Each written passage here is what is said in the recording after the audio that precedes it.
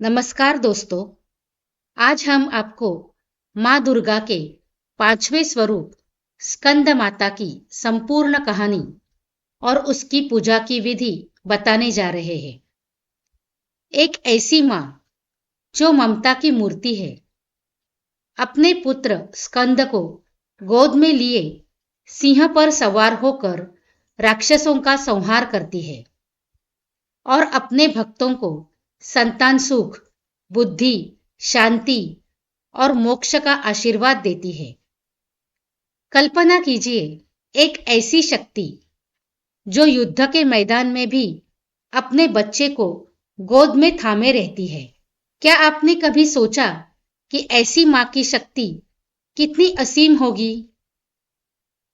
चलिए इस दिव्य कथा को शुरू से जानते हैं, ताकि आपका मन मां की भक्ति में डूब जाए और आप इस वीडियो को लाइक और शेयर किए बिना ना रह सके।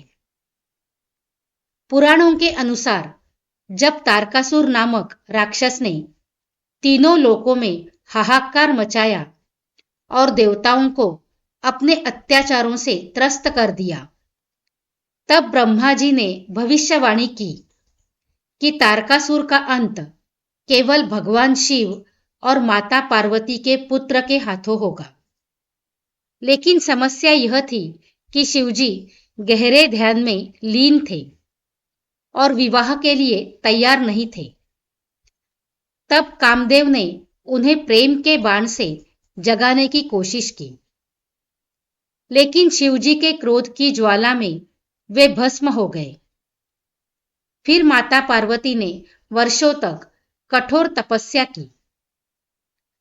उनकी भक्ति से प्रसन्न होकर शिवजी ने उनसे विवाह किया और उनके पवित्र मिलन से स्कंद का जन्म हुआ। स्कंद, जिन्हें कार्तिकेय कुमार या मुरुगन भी कहते हैं, 6 मुखों वाले अत्यंत तेजस्वी और शक्तिशाली। मां पार्वती ने उन्हें गोद में लिया और स्कंद माता कहलाई। 4 भुजाओं वाली स्कंद माता अपने दाहिने हाथ में स्कंद को थामे रहती है, बाएं हाथ में कमल का फूल धारण करती है और शेष 2 भुजाओं से भक्तों को आशीर्वाद देती है। सफेद वस्त्रों में सजी कमल पर विराजमान सिंह की सवारी करती हुई उनकी शांति और शक्ति का संगम देखकर मन श्रद्धा से भर जाता है। स्कंद ने मां की कृपा से युद्ध कौशल सीखा और तारकासुर जैसे महाबली राक्षस का अंत किया, जिससे देवताओं को स्वर्ग वापस मिला। क्या आप इस मां की महिमा को महसूस कर सकते हैं, जो अपने पुत्र को सेनापति बनाकर संसार की रक्षा करती है? स्कंद माता की पूजा नवरात्रि के 5वें दिन की जाती है, जो संतान सुख, बुद्धि, धन धान्य और मोक्ष प्रदान करती है। अब जानिए पूजा की सरल विधि, ताकि आप घर पर मां का आवाहन कर सके। सुबह जल्दी उठकर स्नान करें, स्वच्छ सफेद या पीले वस्त्र पहने, पूजा स्थल को गंगाजल छिड़ककर शुद्ध करें। अगर नवरात्रि के पहले दिन कलश स्थापना नहीं की है, तो एक तांबे के कलश में जल, सुपारी, सिक्का, अक्षत और आम के पत्ते डालकर मां का ध्यान करें। फिर स्कंद माता की मूर्ति या चित्र स्थापित करें। उनके सामने घी या तेल का दीपक जलाएं। अगरबत्ती प्रज्वलित करें। लाल या सफेद फूल जैसे गुलाब, कमल या चमेली चढ़ाएं। मां को केला विशेष प्रिय है, क्योंकि यह संतान सुख का प्रतीक है। आप खीर, हलवा या मालपुआ का भोग भी लगा सकते हैं। अब मंत्र जप शुरू करें। ओम देवी स्कंदमातायै नमः।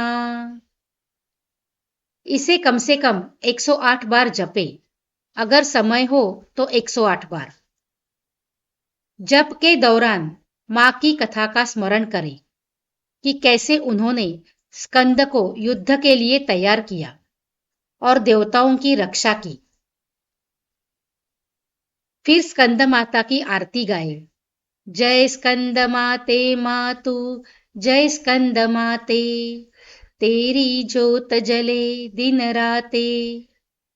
यह गाते समय मां की ममता और शक्ति का ध्यान करें। भोग परिवार में बांटे। अगर व्रत रख रहे हैं तो फलाहार ले, जैसे साबूदाना खिचड़ी, फल या दूध। शाम को दोबारा दीपक जलाकर छोटी पूजा करें। ध्यान रखें कि पूजा में मन की शुद्धता सबसे जरूरी है। मां स्कंदमाता इतनी दयालु है कि छोटी मोटी भूल को माफ कर देती है। क्या आप जानते हैं कि स्कंद माता की पूजा से न केवल संतान सुख मिलता है, बल्कि विद्यार्थियों की बुद्धि तेज होती है और व्यापार में सफलता मिलती है। एक सच्ची कहानी सुनिए। पश्चिम बंगाल के एक गांव में एक निस्संतान दंपत्ति ने वर्षों तक मां की पूजा की। नवरात्रि के 5वें दिन उन्होंने विशेष अनुष्ठान किया और अगले साल उन्हें पुत्र रत्न की प्राप्ति हुई। ऐसी चमत्कारी कहानियां सुनकर मन में भक्ति और विश्वास और गहरा हो जाता है। तो दोस्तों, अगर यह कथा आपको पसंद आई, अगर मां की महिमा ने आपके दिल को छुआ, तो इस वीडियो को लाइक करें, अपने दोस्तों और परिवार के साथ शेयर करें, ताकि वे भी मां स्कंद माता की कृपा पा सके। क्योंकि मां स्कंद माता की भक्ति से जीवन में शांति, समृद्धि और सुख आता है। जय माता दी।